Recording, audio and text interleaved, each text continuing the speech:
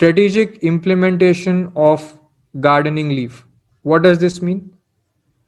So we said there is a confidentiality provision. Okay. Now, what do you do if there is a confidentiality provision, but you found out that some director or some senior level person is not doing well, and you need that person to leave the company. Okay. If that person, and you have a 1 month notice clause, you give them a 1 month notice.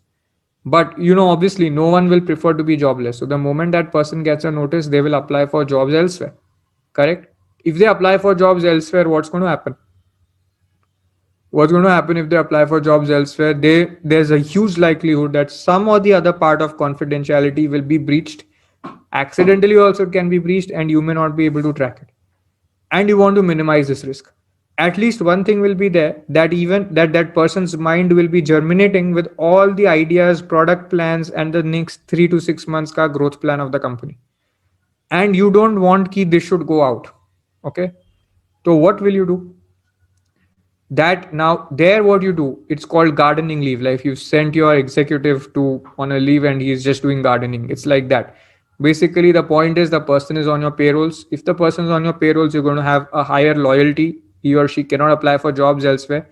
And you slowly put that person out of important projects and restrict the person to regular roles, so that in another 3 to 6 months, when the person quits, okay, at that time there will be no secret information which could be very damaging for the company in that person's possession. Regular confidentiality will apply, but uske paas utne secrets nahi hai. So if he wants to do harm, that person will not be able to harm much. Okay, and obviously you will enforce if he or she leaks out information. So this is another one. Okay, did you follow strategic implementation of gardening leave? Say yes if you followed, say no if you didn't. Okay, clawbacks and recoupment policies. So did you see how we implemented the clawback? Which one you want me to explain, Hemin? Gardening leave. Gardening leave is this, that if you think that an employee is not doing well, you want a senior employee to leave the company. If you immediately do that, that person will have access to a lot of confidential plans and data and may share it with competitors, even accidentally. Or even if he or she doesn't share it, there's like a lot of things you want to try out, and he may use that knowledge in projects, okay, while working with a competitor or another company. So you don't want that to happen. So you will slowly phase the person out.